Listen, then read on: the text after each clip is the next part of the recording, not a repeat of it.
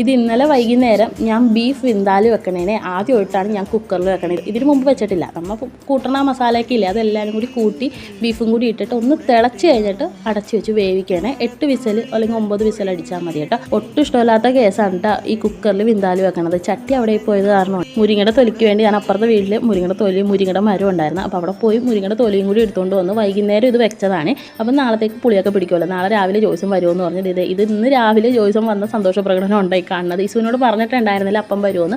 വെള്ളയപ്പം ഉണ്ടാക്കാനായിട്ടാണ് ഞാൻ ഇരുന്ന് വെച്ചത്. അപ്പോൾ ഇവ പറഞ്ഞിട്ടുണ്ടായി ദോശ മതിയെന്ന്. അപ്പോൾ ഞാൻ ദോശക്കാണ് ഇട്ടേച്ചത്. ഇന്നലെ ചാപ്സ് വെച്ചപ്പോൾ തന്നെ ദോശയൊക്കെ കൂടി ഞാൻ അടിച്ചു വെച്ചായിരുന്നു. പിന്നെ അപ്പം വന്നപ്പോൾ ഇസുവിന് നാണം വന്നിട്ട് എൻ്റെ മേത്തായിരുന്നു ഇസുവിൻ്റെ നാണത്തിൻ്റെ പ്രകടനം മുഴുവൻ കേട്ടോ. എന്നിട്ട് വേഗം തന്നെ അപ്പനോട് ഡ്രസ്സ് മാറി കട്ടിലുമ്പോൾ കിടക്കാൻ പറഞ്ഞു. രണ്ടുപേർക്കും അപ്പുറം ഇപ്പുറവും കിടന്ന് അപ്പനെ കെട്ടിപ്പിടിച്ച് കിടക്കണമെന്നും പറഞ്ഞ്. നമ്മുടെ വീട്ടിൽ ഇസു എന്നെയാണ് കെട്ടിപ്പിടിച്ച് കിടക്കണം. പക്ഷേ ഇത് കുറേ ദിവസം കൂടി അപ്പനെ കണ്ടേക്കണേയുള്ള. എന്നിട്ട് ഞാൻ ദോശയും എരിവറച്ചിയും കൂടി കൊടുക്കണേനെ ചായയും കൂടി തിളപ്പിച്ചിട്ടുണ്ടായിരുന്നു കേട്ടോ. ദോശയോടൊപ്പം കഴിക്കാൻ ഭയങ്കര ഇഷ്ടമാണ് എരിവറച്ചി.